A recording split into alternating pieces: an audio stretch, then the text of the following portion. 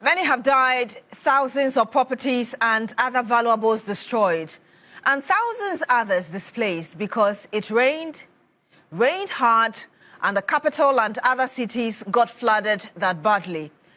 That has been the story of Ghana, especially in the capital city, Accra. Now, after the June 3 twin disaster that claimed at least 150 lives, many thought that the adrenaline that accompanied many state and private-led initiatives would continue and the issue would be buried once and for all. After all, it has cost Ghana over $6 billion already across all sectors of the economy, residential to public properties, among others. But it seems it was but just a 9-day wonder. And so, despite the supposed numerous investments and the ad hoc campaign for Ghanaians to stop dumping refuse in unauthorized places, many still die today due to floods. Just last week, 3 people died, including a toddler, following floods from torrential rains in Accra. Hello, good evening, and welcome to Agenda. My name is Beatrice, and tonight we want to revisit the challenge of flooding, especially in the capital city of Accra, and what has to be done about it, i.e. poorly planned cities, buildings on waterways, and just the ways that continue to choke our drains. I do have on the panel with us Mr. Alfred Oko van der Poy. He's former mayor of Accra, also MP Ablekuma South in the Greater Accra region. Sir, it's great to have you in the studio, sir. Good evening to you, sir. Good evening. I also do have with us Engineer Abdullah Mahama. He's infrastructure engineer, Comtran Engineering and Planning Associate. Good evening to you, sir. Thank you as well for joining us on Agenda tonight. We do have in studio as well with us Mr. Kranchi Adamatete, Risk and Behavior Change Communications and Local Governance Experts. Yeah. Good evening to you, sir. Thank you as well for joining us on Agenda. You're welcome. And of course, last but not the least, we have our video call with us, Mr. Richard Ameko. He is head of Drainage Ghana Hydrological Authority. He joins us via video call. Good evening to you, sir. Thank you as well for joining us on Agenda tonight. Good evening, my sister, and then good evening to various viewers, and then the honorables, and then the other colleagues on your panel. It's great to have you. Remember that we're streaming live on 3FM 92.7. Send us your comments and we will read them back to you. I want to start immediately with you, Honorable Alfred Oko van der Poy. I remember calling you before 6 a.m. on the 4th of June after that twin disaster. You were then the mayor of Accra, exactly in 2015. What have we not learnt? What have we not learnt? Well, let me thank my friends for having seen for so long. Yeah. But I'm happy to be with them, to share this moment with them. I know the people of Ablekuma South are watching, so let me greet them, if you don't mind. You know, since that disaster, every time I think of it, I say to myself, 3 things we have to do and we haven't done. And that is, do what we need to do, enforce what we need to enforce,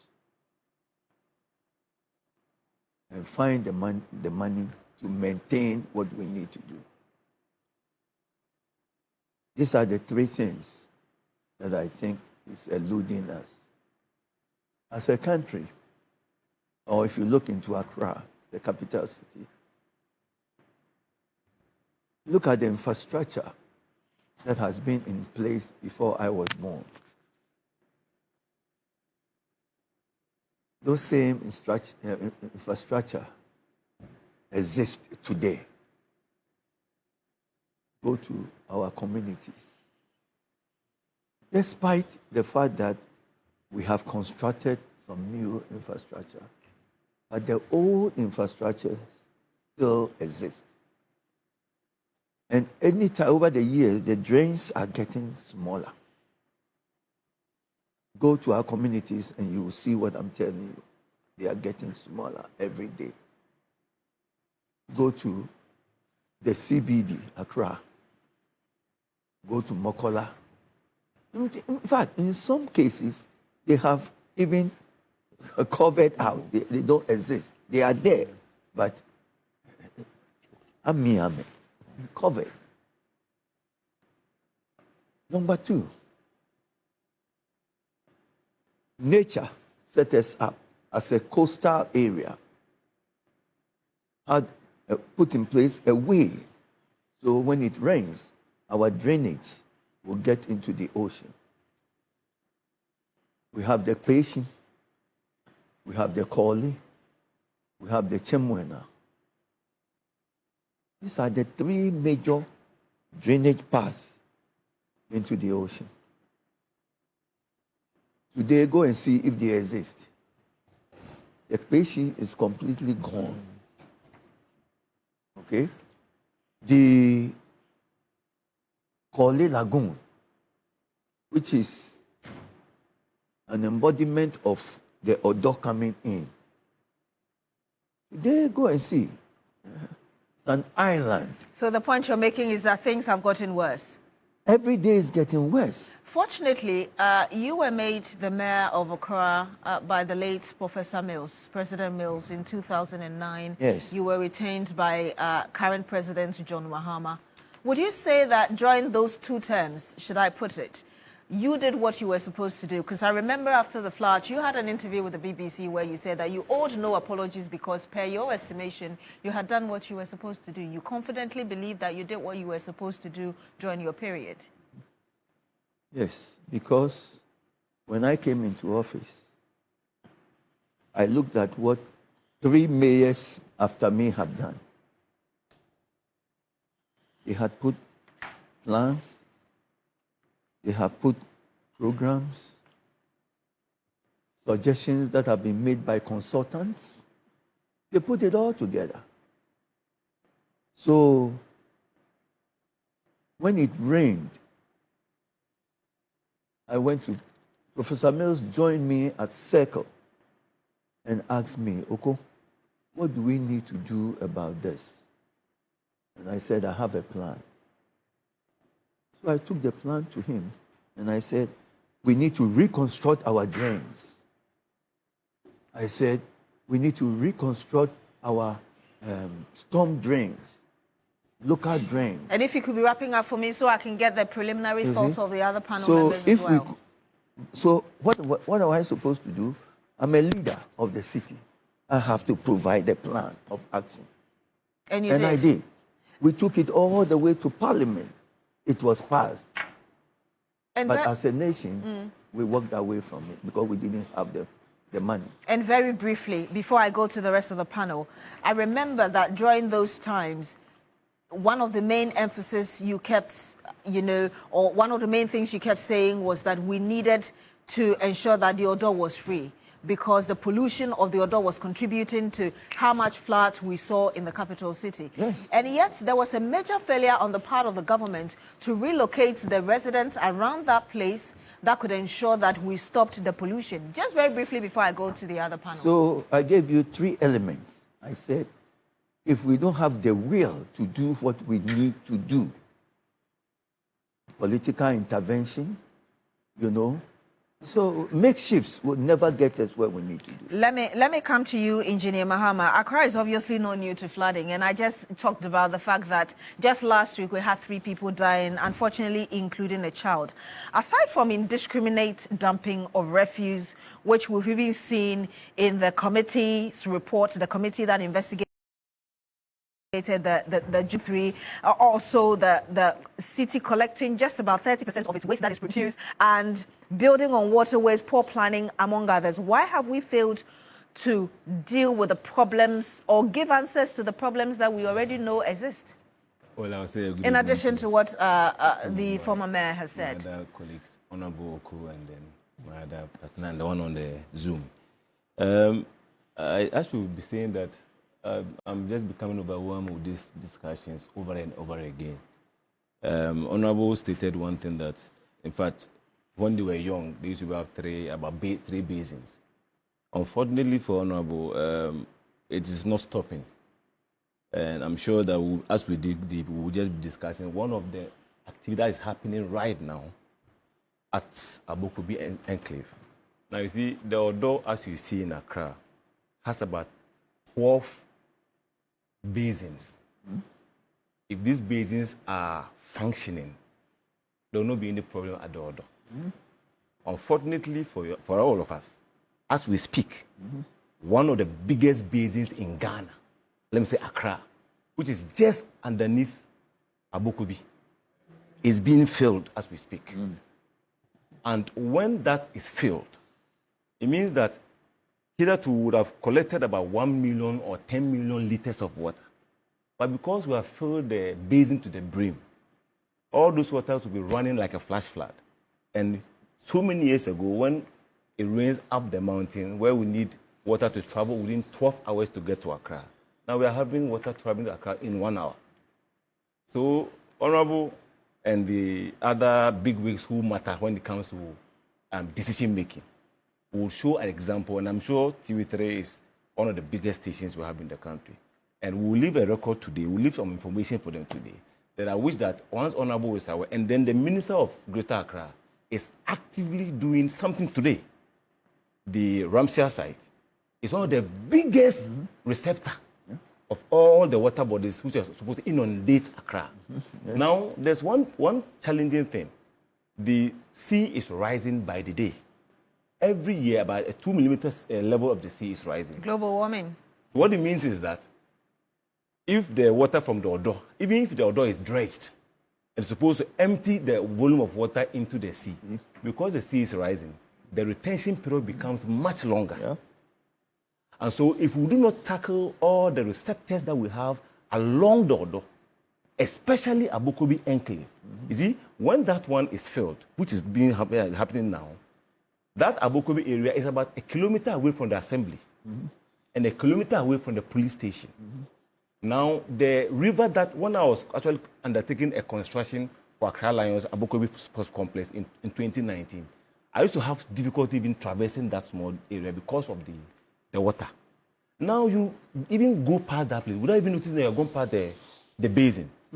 So, when it rains now and that basin is already filled, it doesn't have the capacity to take the water goes through that area to Ashoma and then through to Hacho, around Top Herba. Those are some of the garden projects that government has been trying to construct. And you're actually showing the pictures of what you're talking about today, basins. So that we will look at it, the picture you see on the screen. And we cannot be talking in Accra here, Greater Accra proper, when the various receptors which are supposed to accommodate all the water bodies. And if you could be wrapping up for me so I can go to Mr. So I will not be surprised that Domi Pillar 2 area, Aveno, Caprice, what do you call it? Alajo would be receiving flood waters when it has not even rained in Accra. I said this in 2017, that we will be in Accra one day. There will not be rains in Accra, but Accra will flood. I'm coming to you, Mr. Adamatete, because we are hearing Mr. Abdullahi here talk about the basins that are filled and the fact that you're going to have the rippling effects of it. I'm asking you the same questions. Beyond what he has said and what Honorable just said, why have we failed to get answers to the problems you already know? He's enumerated problems. Mr. Van der Poel also enumerated problems. They say that you get to find answers to problems when you know what the problems are. In this case, we know the problems. Why aren't we finding the answers? Yeah, so a critical component of the problem cycle is the human being, okay? And when we talk about the human being in this sense, we are not only talking about residents, but we are talking about policy implementers, we are talking about law enforcers, we are talking about every human being who falls within this scope. And so unless we are able to get the reorientation that is required as a people, to know that the little action that I do or the little inaction that I do as an individual living within the society will go to have these dire consequences on us. How long will it take? Because, I mean, we had seen people dying, and the statistics are there, prior to 2015. And yet, 2015, everybody was like, okay, now we realize what's going on. And we still have this problem. But when we say we realize what's going on, what did we do as a people, from the policy level, then to the law enforcement? What did we do? Did we put any particular system in place to be able to ensure that people do what they have to do? We have, and when it comes to behavior change campaigns, we do them ad hoc, okay? So a problem arises, we say flooding, we get up, we do campaigns for a short period, and we stop. But that shouldn't be the approach. It must be integrated into the whole cycle. More often than not, you talk to behavior change communication specialists within institutions, and they say they are always shortchanged because we see that aspect as very little or not very important. But the people who need to change their behavior will result greatly in finding the solutions, because if you have the laws, for example, the building codes, these documents are there, you read through and they are fine documents. But you ask yourself, how many people even know about that document? And how many people even understand that document? Do I hear you say that it's a failure of leadership? Of course. They say in our language, they say if something will spoil, it starts from the head. Okay, so we cannot take that aspect out. But if we drive the people in the right direction, then of course the people can follow in that direction. So it's a whole cycle that we all must look at and deal with it from that I'll come back to you, Mr. Damate.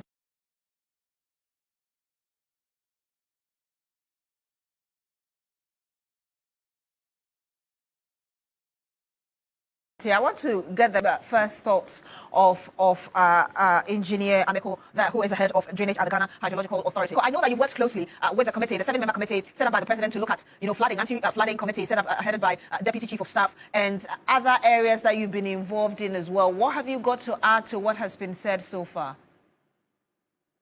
Yeah, thank you very much, and good evening to your viewers as well, and good evening to everybody. I mean, honorable, and then my colleagues on the studio.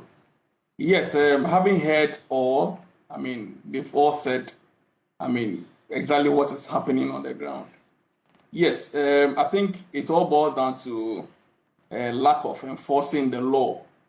We have fine laws in this country, but then the bottom line is, are we enforcing them? The local act is there, but what are we doing to them? Okay, if you take the local act, it says that if you want to build, you need to have, if you want to build, you need to have a percentage area for greenery.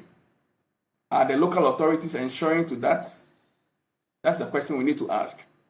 Now, number two, I was so happy that this government has put in this place, put in this task force to look at this flooding issue. I was so happy. Honestly speaking, there were some areas I bet he dare not go there because of this, our land guard issues. It is because people are misbehaving, let me put it that way, which we need to, it's about time we need to strike the whip. Because if you look at all the reservoirs we have in our basins, they are all virtually gone. People are filling the wetlands, all that we have.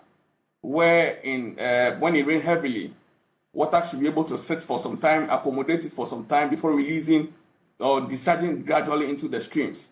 We are losing them day in and day out. And then the local authorities are there. So it's about time we need to enforce the law. We need to strike the whip. Okay, until we do this, we still have these challenges. Now, we're trying to use this opportunity to encourage people or to educate people that it's about time we need to go back and then try to ensure that people begin to put in this rain harvesting. Okay, if you think that you have paved all your homes, or you paved everywhere, we have a word called retrofitting. You can still decide to look at it with the local authorities so that we can have some green areas to accommodate flow.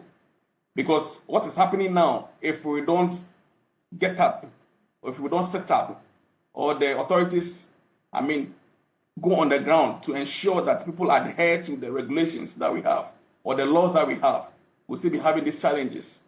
Honorable said it all the 9 basins that we have in Accra, all the lagoons, gradually they are diminishing. And everybody, the local authority is sitting down and everybody's looking at it. Okay, so I was so happy that President has formed this task force to look at all these areas that could help us. The areas that we could not go with the task force, we were able to go to those places. And I don't know whether you can recall that about a month or so, we went to Manlam area where somebody is trying to fill the Ballet reservoir, which is so sad. President has to take. President went there. Everybody saw it. What they are doing there?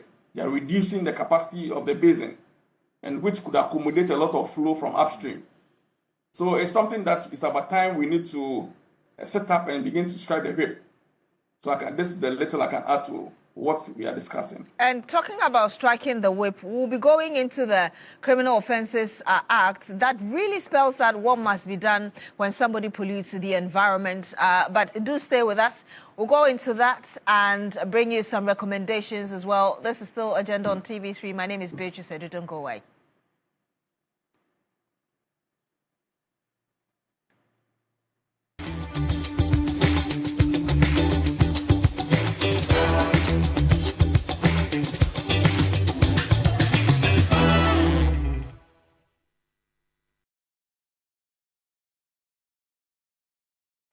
Every day is packed with its own surprises. You never know which thrill is around the corner. Feel good. Feel good. Or how it will play out. There's a sense of excitement. Did our plane just stop? Another cash out. That adds a little magic to my everyday. Woo! Feels like a party tonight.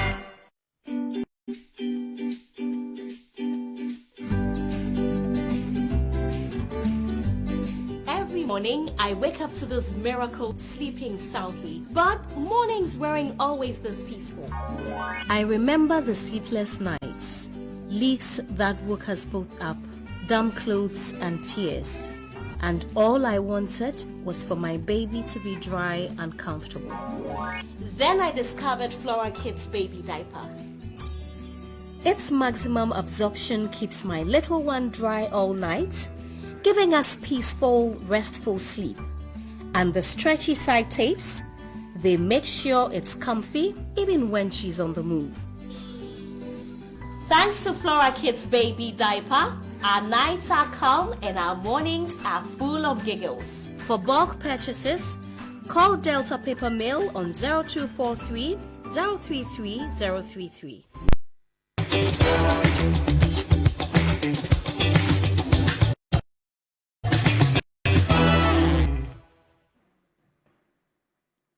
And also here on Agenda on TV3, my name is Beatrice. Tonight we are looking at the flooding situation in Accra and what to do about it after many years of trying to deal with the problem, yet still seeing people dying, with a recent incident costing the lives of 3, including a child. And before we went on that break, I was having it was Mr. Richard Ameko, who was on the floor talking about the need for us to act now. And I'm coming back to you, Mr. Ameko, and I promised that I was going to get into the Criminal Offences Act, because when you look at it, that's the Act 29, Section 296, 18 says that whoever does any of the following acts shall be liable to a fine not exceeding 200,000 cedis in any town, places, or causes or permits to be placed any carrion, filth, dirt, refuse or rubbish, etc. So obviously, if anyone was punished for indiscriminate disposal of waste, we will not be here. I think, yes, that is it. I think it's about time we need to put the human face aside. Okay. it is costing us a lot. It's really costing us. You know what happened last Sunday? You'll be surprised to see that, I mean, people have built right under the dam, which is, I was so surprised to see a lot of structures, I mean, coming up there.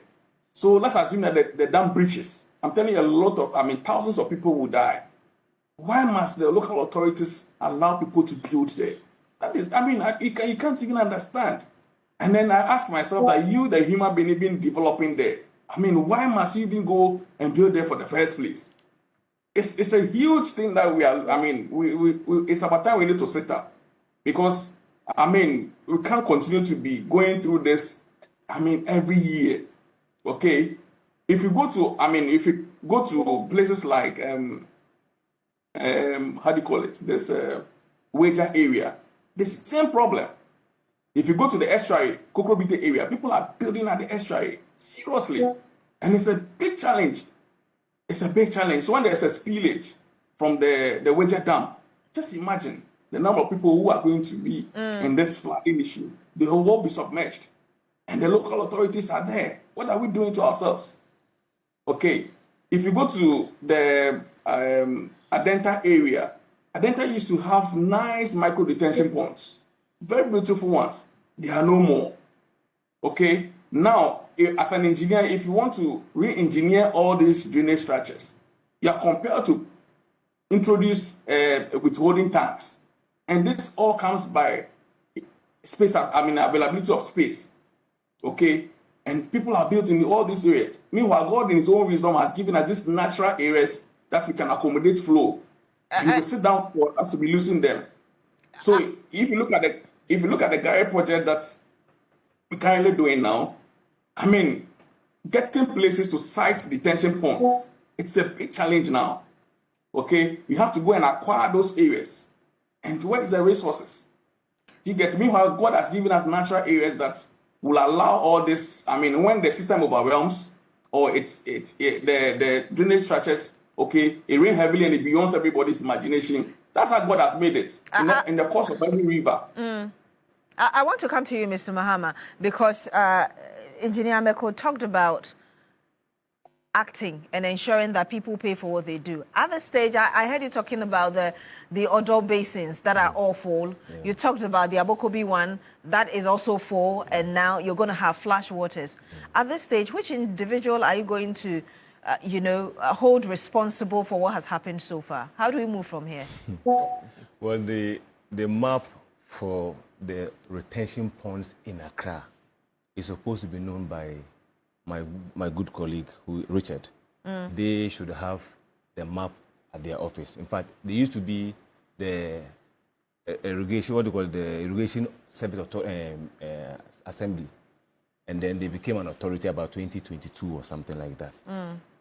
The former director by name Engineer Waisametepe has that chart.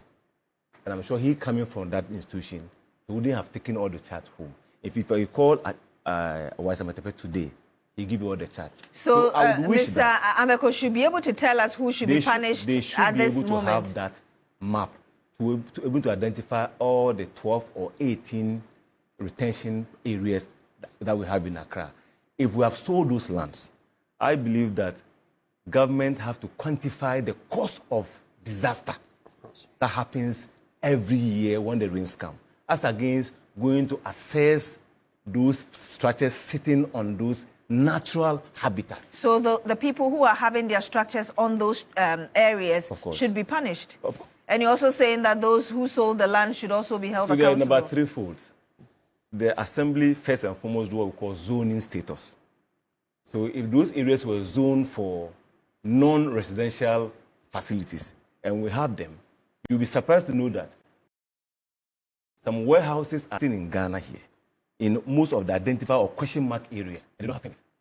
So we need to do an investigation as to those facilities who don't have the permit. The Land Use Special Plan Act of 2016 at 925 has to be used to the latter, because it gives one of the paragraphs. It says that in the event where an officer of a developer develops a land without notice to the recourse to the law, the assembly may, without notification, carry out instant prohibition, abatement, alteration, or demolition of that structure when the structure interferes with the environment or the public space. And I'm coming to you, Mr. Okovando. So because the honourable is here. They are the powers that speak. yes, you have had the opportunity to occupy such a position where you had the MMDCs under you. What do you make of what he's saying? Okay. You know, we have assemblies that cover every piece of land in this country. We have assemblies. What the reform that I think needs to take place with our assemblies, if you want to enforce something in this country, the agent of enforcement is the police. But there should be collaboration with the assemblies. Yes, they have to work with the police.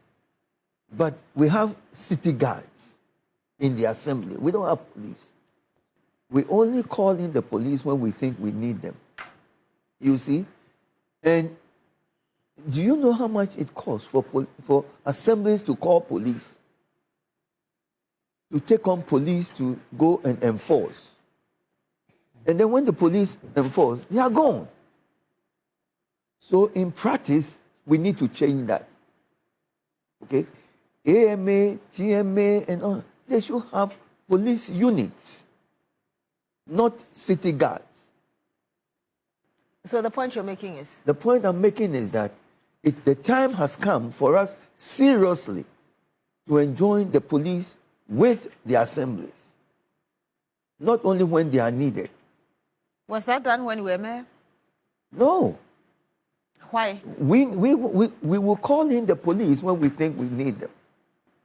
Okay? In this country, look, if we want to really enforce our laws, we need to get the police actively involved for enforcement. Yeah, so what I'm asking is... Let's look at... To what extent did you implement what you are suggesting now when you are in power? When I was in power... As the mayor of Accra. When I was in power, seriously, we were talking about doing what is done in New York. For example, New York has a police unit with the city. Okay, so if you're looking at best practices and you want enforcement, then bring in the police with the assembly, not when they are needed. It's the police that enforces. The assemblies have what you call city guards. And who is afraid of a city guard today? You understand? So we need to change the whole thing of enforcement, the idea. I don't seem to have gotten the answer as regards to what extent you implemented this and what kind of result it yielded. So I'm telling you the challenges that most chief executives have. Today, look, they are doing decongestion in Accra. You see the city guards. Those traders have no fear of the city guards. They will move when the city guard is coming. When the city guards get to this point, they'll go back. That is the practice. And I'm saying that if we want to do effective enforcement in this country, the time has come for us to let the police be part of the district assemblies. So I will be I'll be coming to you very shortly, but I want to read what you said in Parliament in February, when you said that very soon we will have our district chief executives, and when that is done, they will be informed and instructed to ensure that we reset in all operations and the sanitation issue will be taken care of. We will deal with the congestion and illegal activities of traders, and all other matters of concern will be addressed. That is what we campaigned on, and the people voted massively for us. So we will make Ghana work again. Aside from the recent decongestion exercise that we've seen happening at the Central Business District, to what extent would you say that this has been implemented since the president was inaugurated into office on the 7th of January? So today, if you went to Kumasi, Accra, you can see that the attempt is there to decongest. They are working at it. From my experience, I am saying that for them to be successful, for their actions to be sustainable, to the effect that there is serious enforcement, in what we believe and what we want, the time has come for us to get the police involved, not on an ad hoc basis. Because what we do usually is on ad hoc basis. Mr. Adematete, I'm coming to you on what you make of what Mr. Van der Poel is saying, and really what we need to do, because this is costing us a lot of money. Exactly. Already, I believe as of 2023 or so, the costs as estimated was over $6 billion in terms of losses of public and private property. And so let me just read that to you, really. In terms of Let me just say something to you. When you send in the police to go and enforce the laws you just read, the police will tell you, I cannot enforce it because I am not the city guard. So that's the challenge. Yes, that's the challenge you face, because now you're beginning to answer the question I asked earlier. They will say that this is AMA city guards' work, not the police. But you could have done something more about it. So they will be there to beyond protect that. the city guard, but not the enforcement. But what did you do about the challenge? That's what I'm telling you, that we were working on the policy to the extent that we will get Parliament to, give us a law that will help us to have police, not city guards. I want to give you the breakdown of the cost as we have now. Oh, yeah, I know. And in terms of small and medium enterprises, the estimated cost of flooding in the capital city is 1.8 billion Ghana cedis. Public infrastructure, 2.1 billion Ghana cedis. In terms of residential property damage, that's about 800 million cedis. Yeah. ECG disruption and grid failure. And I'm sure that anytime it rains a little bit, you have light out in your area. The following day, you have Gridco or ECG telling you that we are fixing our transformers, etc. That's how much it costs. 20 million Ghana cedis. Public health, and that also connected to diseases like cholera, because your systems are so filled with debts that, it leads to cholera. That's 360 million Ghana cedis.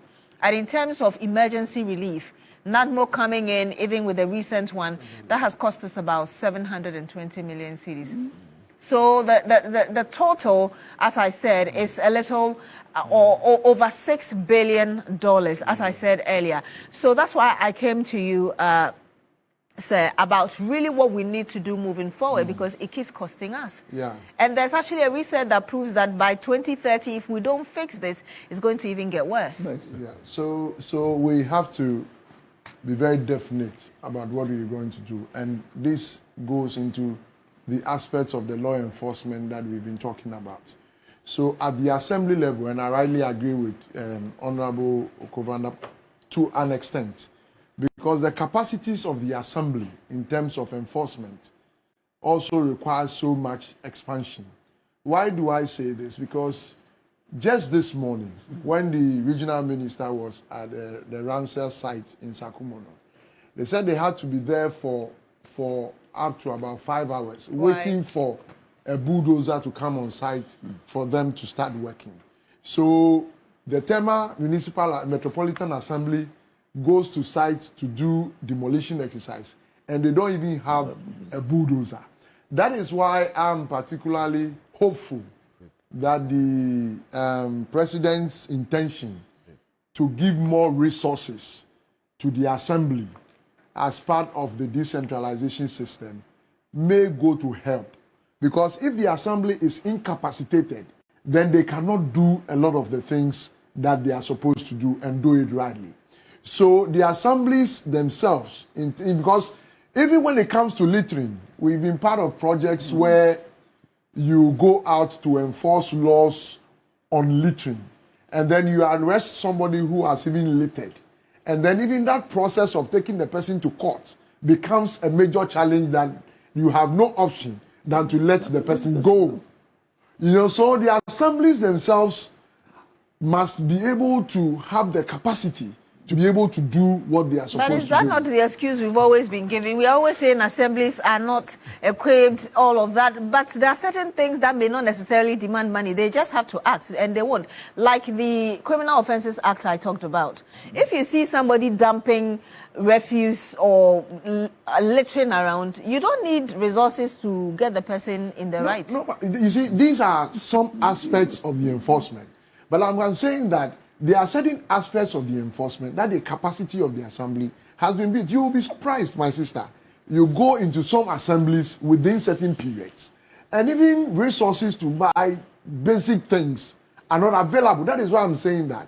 I'm hopeful that the president's intention to release funds from the center to the assemblies may work. And of course, it doesn't mean that when the monies go, it's going to work automatically. I'm not sure Mr. Mahama agrees with you because he's giggling whilst you're talking, but I'll come back to you after the break. I just want to read some of your comments back to you. Erica Tipo says, yet still we have professors with PhD in Ghana running their mouth. Come here, America, and see how many youth are employed in sanitation companies with massive employment opportunities just from sanitation companies alone.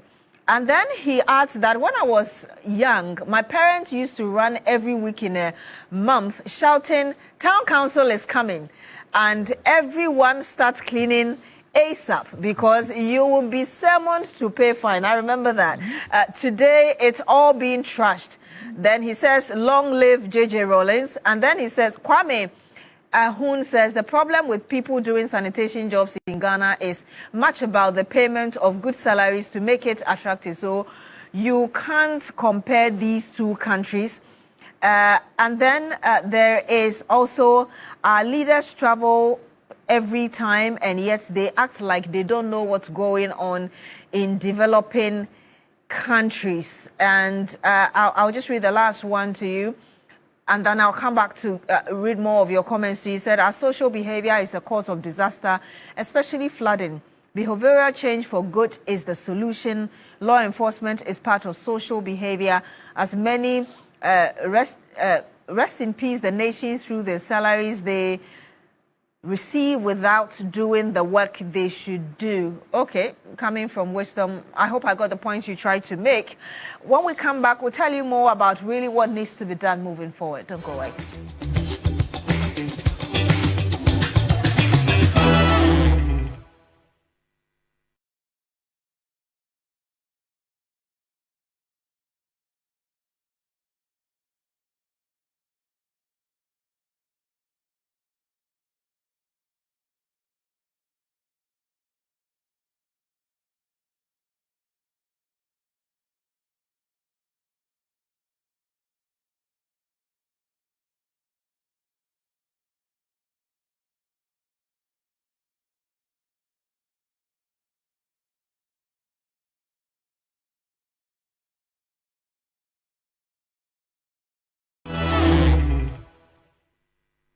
And you're still here on Agenda on TV3. My name is Beatrice. We're talking about the flooding situation in the capital city and what needs to be done, hopefully once and for all, to deal with this problem.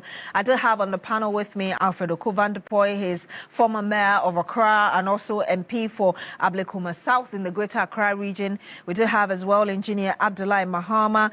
We also do have Kranche Adama Tete, risk and behavior change communications expert as well by video call with us. Mr. Richard Ameko, head of Drainage, Ghana Hydrological Authority. And so we were really talking about what needs to be done moving forward. I just want to get the quick thought of Mr. Richard Ameko before I come back to the panel in studio here. So far, with what has been said, moving forward, what needs to be done? Thank you very much, my sister. I think we need to enforce the laws and then make sure people adhere to the rules and regulations governing development. And then 3, we need to control, that is the baseline. Once we're able to control development, my sister, will be fine as a nation. We just have to control development. We should allow the authorities to work. We should allow them to work. Let them do their work. And forget about this human face. It is really, really worrying us as a nation. Yes, we need to, if somebody has heard, we need to allow the person to go through I mean, he should be punished for it to serve as a deterrent to others. The same I was saying the last time. People are built close to, I mean, wetlands. They build on wetlands. They are built close to the drains. Those structures should be brought down. I mean, to serve as a deterrent to others. And we should allow people to build close to our storm drains. And then number number 4, we also need to make sure we're trying to have this sustainable drainage system where we say even if you have already built, you've hardened everywhere, you've paved all your lands, I mean your area, you should be able to remove some portion of it and have some greenery. I mean, this now the world is trying, gradually entering into this nature-based solutions. Trying to have some greens at home, have some, plant some greens at least to take care of surface runoff. If it rains, it should be able to accommodate and infiltrate into the soil. And then we are trying to also speak to people to have this rain harvesting. If your house, you're able to harvest at least some portion of the rain, and then I also do same at least before the surface runoff, which is the overland flows, goes out. I think we'll be fine as a nation. Now, the other one also is that as a nation we need to take up, our culture of maintenance. It's very, very, very important. It seems like something that we have all relent on. I think it's about time we need to set up with our maintenance culture. If you're driving on our highways, you find a lot of sand gathering at the edges of the roads, and this sand ends up entering into our drains. And what happens is that it blocks the drains, and if it rains, the water settles on the road.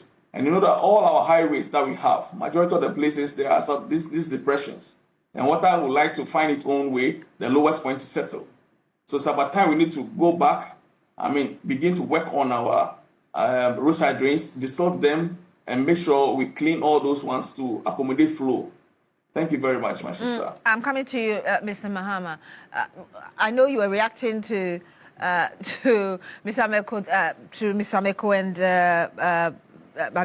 Mr. Tete there when they were talking about, the fact that this is costing us a lot, but you seem to have had a different view. Yes, when he was talking, I was surprised that he said the minister had to wait for 5 good hours before excavators were brought in. What happened to the drip? Last year, we paraded over tens of thousands of machines at the Independence Square. In fact, in Salon, for instance, I've seen them there. They are parked at the assembly. So what are we waiting for? So I'll be surprised that the minister will get to the Ramsia site and it will take 5 hours. Because it's already planned. We knew about it on the weekend, that she will be doing something like that today. So mobilization should have been done long ago before she gets there. But she started very well. What I saw at Wager and what I saw the part 1 at Ramsey site. The Ramsey site is about 1,304 hectares of land. And if the Ramsey site is kept, I'm quite sure that it can accommodate about 1/10 of the Greater Accra proper water. So that means that if we're supposed to have surface water about maybe 1 meter, that Ramsey site alone, including the Wager, can take up to about 500 mm. It means that at the point, we will be having only about 0.5 of water inundating the site. At least cars will not be submerging. At least it will be at the thighs of the cars. We've heard the president talk about the fact that the country is considering a second capital city or an administrative city. To what extent do you think this will help deal with the problem? We've heard this for the past 20 years. You don't believe it? No, they said it will go to Dodoa. Dodoa is now choked. We heard Pram Pram too earlier. Pram Pram is getting choked. Pram Pram fairly is a very flat land. Unfortunately, if we take the habit of Accra to Pram Pram, we are doomed. Because Pram Pram is fairly flat. We don't have the topography where you have some higher hills and then low areas. If we go with the same attitude of not distracting our drains, not designing properly, where I heard that, in fact, some of the areas, the land guards are the ones who are determining who to come and put up a structure or to do a drainage. So the point you're making is having a second capital city is not the answer to our problem? We might do a lot of demolition to be able to properly plan Accra. the second Mr. capital. Okovandopoe, what's your thoughts? I mean, this is an idea suggested by the president of a government you are a part of. Yes. The idea of having another city has been there for a long time and is being on the drawing board, which I think when the idea was put out was a good idea. But what would we do to that city that we haven't done to this one? If we don't change the way we do things, if we don't enforce our laws, if we don't maintain what we have, getting a new one will be the same. So yes, it's a good idea to say, like, we want to have another city. But let us learn to do the right thing now.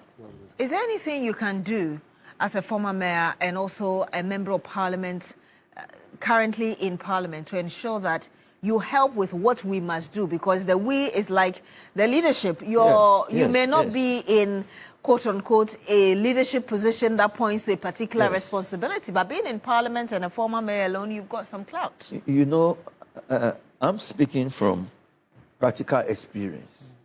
Look, he's talking about Ramsey site. I demolished 3-story buildings in Ramsey site. But today, go and see. They built all over the place. Because we are not consistent. I heard Mr. Tete talk about ad hoc. Yes. So it's a leadership thing. You just start, we make noise about it, we all go back to sleep. No, let's correct that. But I was mayor for 8 years. And for my 8 years, I did not allow one person to build there. But what happened when I left after the 8 years?